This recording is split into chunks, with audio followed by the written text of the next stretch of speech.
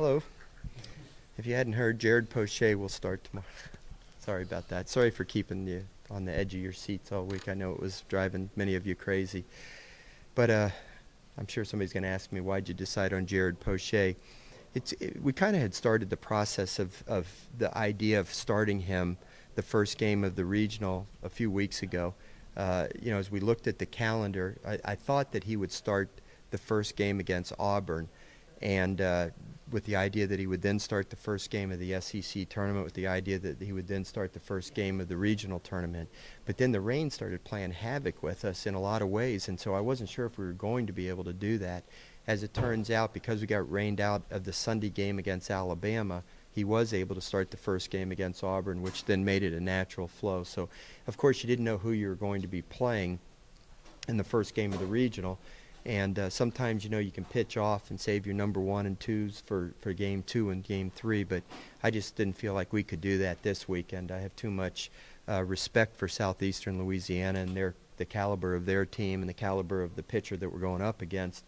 But I feel like Poche is a good matchup against them. I think he can go out there and lead us off and pitch the way he's been pitching, and if he does that, obviously I'm confident that he can have success. But he's going to have to pitch well. This is a good team we're going up against, and their pitcher is really tough. I don't know what we're going to do offensively. It could end up being a 2-1 game. Hopefully we'll swing the bats better than that and be able to get a little breathing room. But we're going to go into the game assuming it's going to be a low-scoring, tight ball game, and I think Poche is the right guy to go in this game. And this gives us a chance to hold NOLA. One of the reasons I was hesitant to announce it all week is because when you look at the University of Houston, they have 7 left-handed batters in their lineup. 2 of them are switch hitters.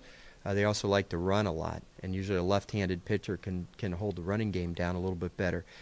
But then I kind of slapped myself and said, we might not even be playing Houston in the second game. There's a very good chance we could be playing Bryant, who has a very good ball club. And I don't even know if we're going to beat Southeastern Louisiana. So there's so many variables that I say, why start thinking about all these things and adjusting? I was kind of outthinking myself.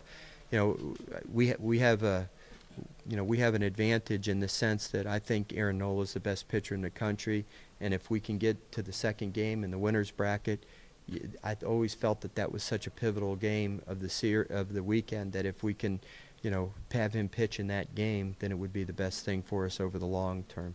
But obviously it doesn't do us any good if we don't win tomorrow. And I feel confident that Jared Poche, who in the future will probably be a number 1 starter here, is capable of getting us off to a good start. How much different is this Southeastern team, and really every team from the midseason and earlier when you face Southeastern? Well, there's 2 things about Southeastern. We played them early in the year, and we played them in the middle of the week.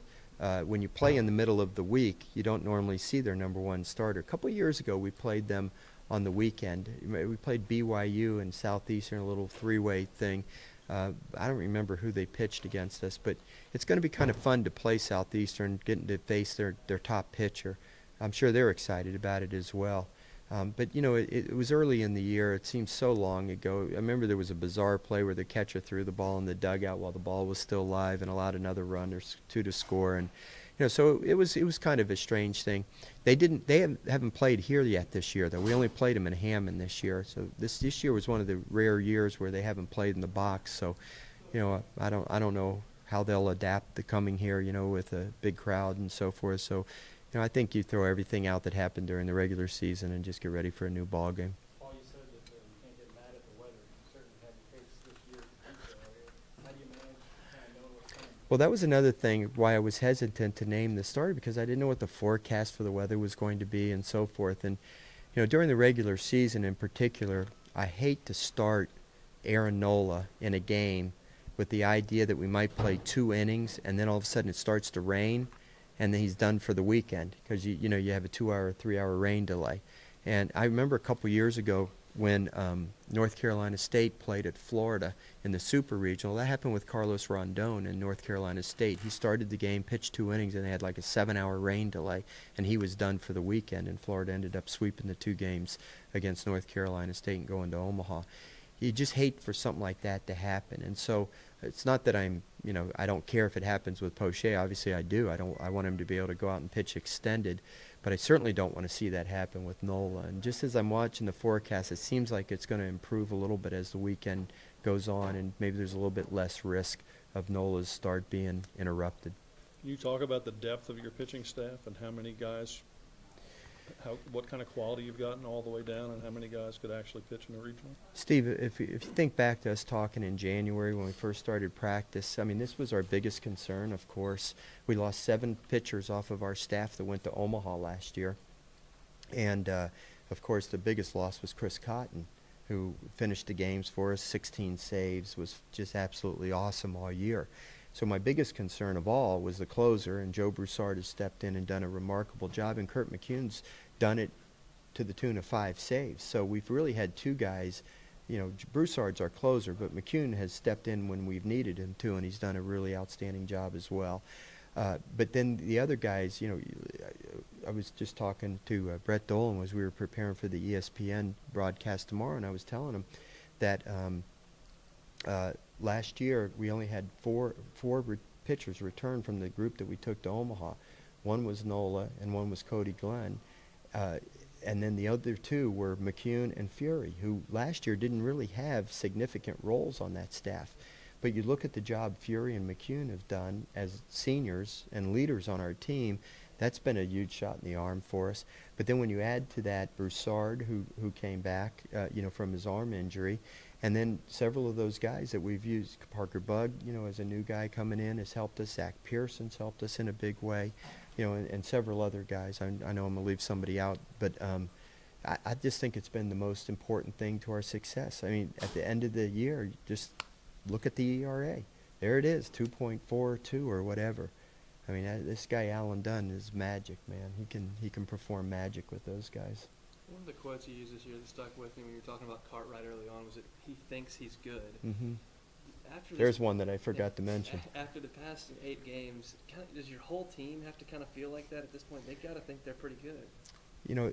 That's what I think is a responsibility of the coaching staff, the head coach, to build that confidence in the players. And you can build that confidence in the players, Hunt, by showing them you're not afraid to use them. Like I'm sure early in the year when I would play a lot of different guys, many of you would say, why is he doing this? Why is he using this guy? Why is he using that guy?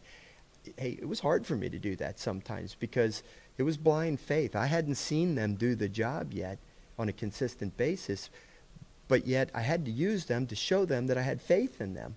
And then I would hold my breath, while it was happening. But then when they did it, their confidence grew because they knew we believed in them. And all of a sudden, here they are having phenomenal years. I mean, Alden Cartwright's stuff, it's not going to put him in the first round in 3 years. He's 89, 90 miles an hour. He got a nice little breaking ball and a decent changeup. But he goes out there and pitches like he's Cy Young. He believes that when he's on the mound that he can get anybody out. And you know what happens when you believe in yourself like that? They usually do. They usually have success. My job for 32 years has been to make kids believe in themselves and to believe that they can accomplish great things. And I just happen to think that that's the secret to success, is confidence and belief in oneself. And if we can get the players to all feel that way about themselves, then we got a chance for success. Obviously, you have to have some talent to back it up. But Cartwright has talent. Pearson has talent. Fury has talent. I mean, those guys got enough talent to be successful. Paul, as far as the rain, do you know, can you play as late as Wednesday or Thursday if that happens? Gosh, Glenn, I don't know. I haven't looked at it that far ahead. These decisions are totally out of my lap now, and I'm glad to pass them off to the NCAA reps, to be honest with you. But it's totally up to the 2 gentlemen that have been sent here by the NCAA. A lot of people have wondered why we play the first game on Friday, and I'm going to just tell you very clearly what that reason is, okay? When I was coaching back at Notre Dame, and we hosted 4 regionals in a 6-year period, the first 2 times that we hosted, we played the night game on the first day. But I would watch around the country what others were doing, and Skip was always playing the afternoon game on Friday. It always intrigued me as to why he was doing that. And so I started to speculate as to the reasons. Well, at the same time as I was doing the speculation, the first year that we hosted, we had the second game. The first game went 14 innings, and we didn't start for an hour and a half after our designated time. And I got to tell you how nervous my players were sitting in that locker room all that time waiting to get out there on the field. And I didn't like that, okay? Then the next time, the second year we hosted, again we played the second game of the day. The teams played the first game of the day, then our game got rained out that night. And so that was the old format of 2-3-2.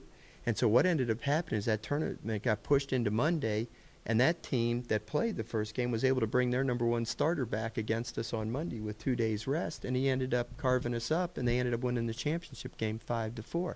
And I thought to myself, well, why would I want to put the other teams at an advantage over us, potentially, you see? And so I know that the fans have to sacrifice a little bit for us. You know, that it's a little hot, but it's Louisiana. They're used to the heat. We play Sunday afternoon games in the SEC, sometimes Saturday afternoon games. You know, we get through it. We get night games on Saturday and Sunday, and they'll be a little bit more comfortable. But I just think from a competitive standpoint, it's the smart thing to do. For Sean McMullen, how valuable has he been bringing a veteran presence, just an older guy? I know he came in junior college through that route, but then his versatility at the plate as well, whether it be lead off or in the four-hole.